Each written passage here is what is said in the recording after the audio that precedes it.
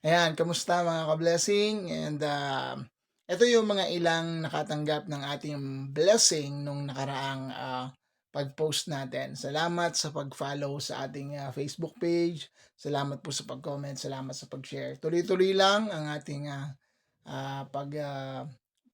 follow, pagsubaybay sa ilang mga post natin araw-araw. We will try actually na mag-post araw-araw para lalo tayong syempre dumami ang ating followers. And 'yun, kung meron sa inyo mga content creator din na need ng follower, let me know. Message nyo lang ako.